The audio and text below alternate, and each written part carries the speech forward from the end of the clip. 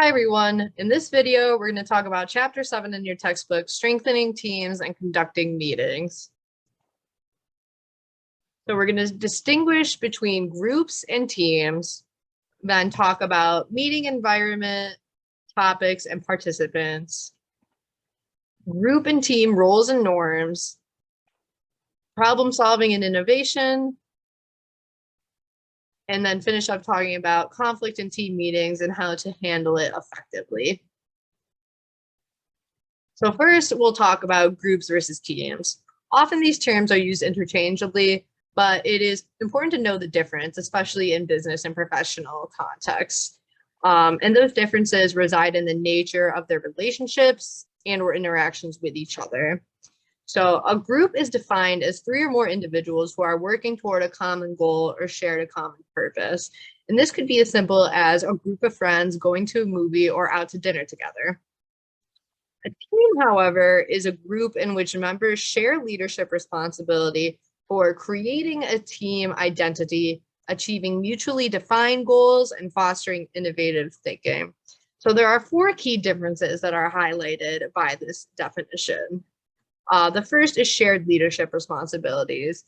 For example, on a college sports team, you'll have the coach, but you also have a captain or captains, and then you also have the upperclassmen. And these all are people that lead the team in a different type of way. There's also shared identity, like that team is important to your self-concept in some way. You also work together toward commonly defined goals. Like I said, a group can just be going to a movie or having dinner, but in a team, you're striving for something that is important to everyone. And then finally, you strive for innovation. So just new ways of accomplishing these goals most effectively.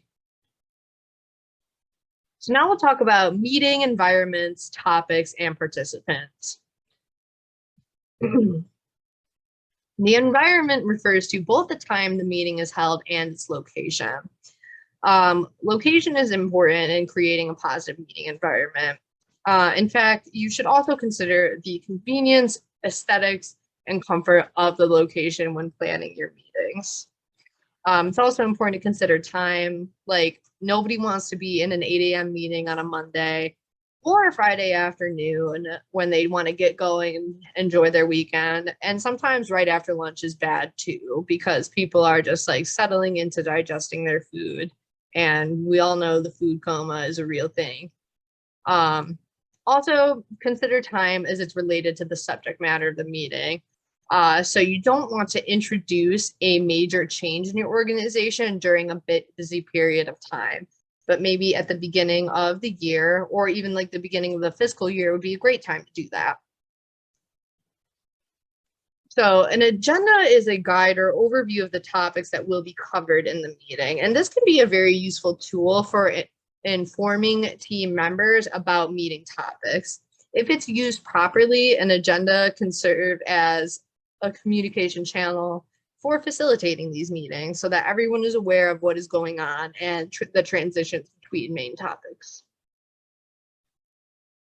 When we think about the participants in the meeting, we want to think about who should be at this meeting and can all key members attend at this time. You want to avoid the trap of inviting a representative from each and every department just to be representative. If the topics of the meeting have nothing to do with a department or don't affect them in any way, then they don't really need to be there. You don't need to waste their valuable time by information that they don't need to remember or give any input to. So make sure you invite the people who contribute to the purpose of the meeting. In order to do that, you need to take time to assess the meeting's purpose and then determine who can be there that best serves that purpose. And if the key members can't be there, then the meeting needs to be rescheduled. All the key members should be there and their input valued and taken into consideration with the given topics of the meeting. So now we're going to get into some group and team roles and norms.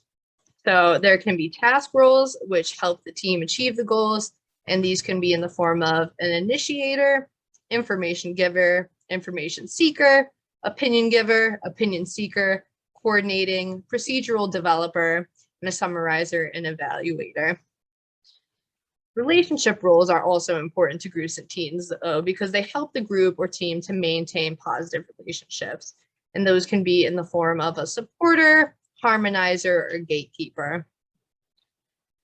Sometimes, though, we see group or team members occupy self-centered roles, which are dysfunctional roles that can interfere with the positive function of the team, such as someone who becomes a blocker, dominator, attacker, or clown. For a group to become a team, all the team members must actively engage in the functional roles of task roles or relationship roles while working to limit the dysfunctional roles.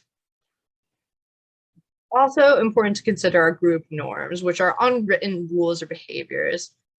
All groups have both positive and negative norms. The important thing is to step back and reflect on those norms and assess how various norms are affecting your group. So if some of them are positive, you want to facilitate and reproduce those norms. If they are negatively affecting your group, you might want to go about trying to change or alter those norms in some way. Which transitions nicely into problem solving and innovation.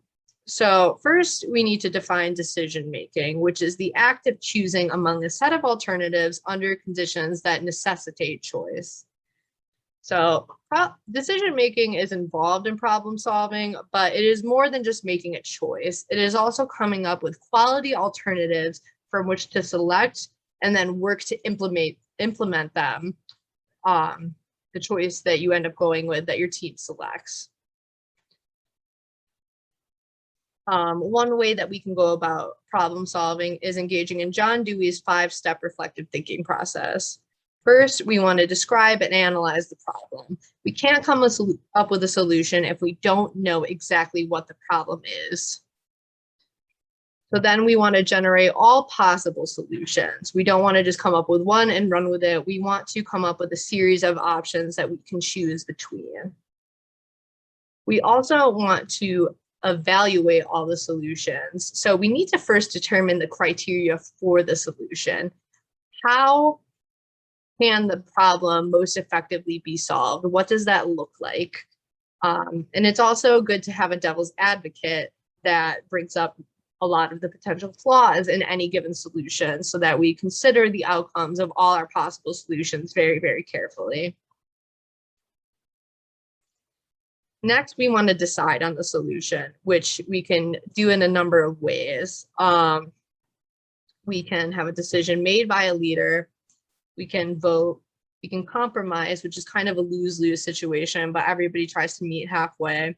We can come to a consensus or a solution that we all agree on. But one of the important things is to avoid groupthink, which is the tendency of highly cohesive groups to suspend critical thinking and make faulty decisions. We'll talk about that a little more in a little bit. And finally, we want to implement the solution. Coming to a decision is not the end of the problem-solving process. We need to effectively implement that solution that we agreed on. Innovation is when we make changes in something established, especially by introducing new methods, ideas, or products.